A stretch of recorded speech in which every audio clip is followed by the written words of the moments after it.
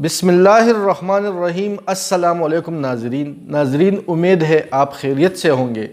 ناظرین، نبی کریم صلی اللہ علیہ وآلہ وسلم کا فرمان ہے کہ جس نے شادی کی اس نے آدھا ایمان بچا لیا۔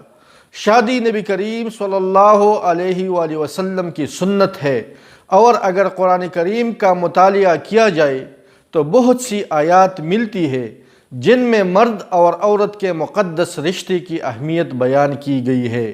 نبی کریم صلی اللہ علیہ وآلہ وسلم نے جس طرح اپنے ازواج کے ساتھ سلوک روا رکھا، وہ نہ صرف پوری امت مسلمہ بلکہ انسانیت کے لیے ایک درس ہے۔ قرآن کریم میں متعدد مرتبہ حقوق العباد پر زور دیا گیا ہے، اور اپنی اہلیہ کے ساتھ اچھا سلوک برتنا تو خوشحال زندگی کی ضمانت ہے۔ ناظرین، ذیل میں دی گئی 8 اسلامی طریقوں پر عمل کر کے اپنی بیگمات کو خوش رکھ سکتے ہیں اور خوشحال زندگی گزار سکتے ہیں۔ نمبر 1، اپنی بیوی کے ساتھ اچھا سلوک اور سخاوت کا مظاہرہ کرے۔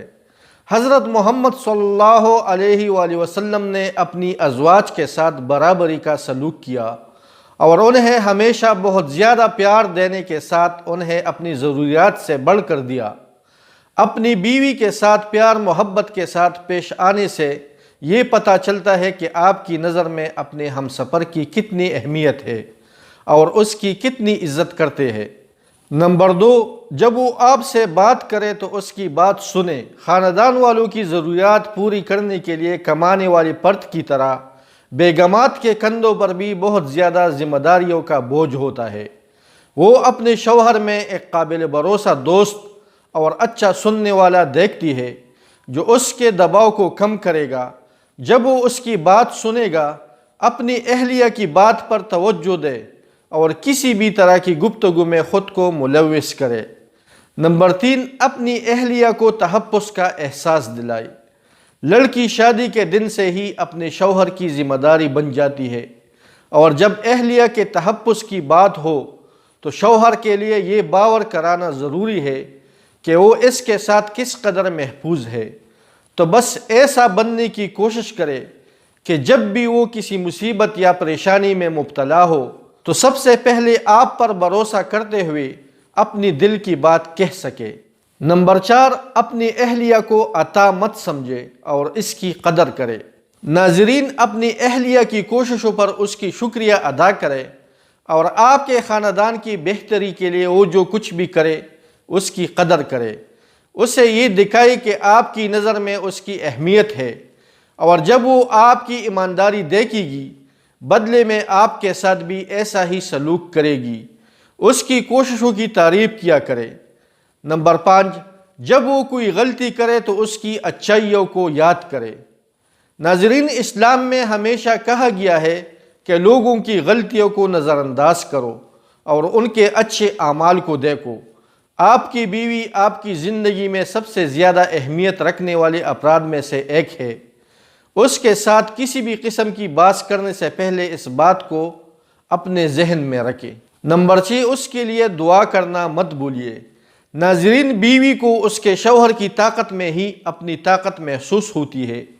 اپنی بیوی کے لیے اللہ سے دعا کیا کرے، کیونکہ ایک دوسرے کے لیے خود کو قربان کر دینے والے 2 افراد کے درمیان مضبوطی کے لیے بہت ہی خوبصورت عمل ہے۔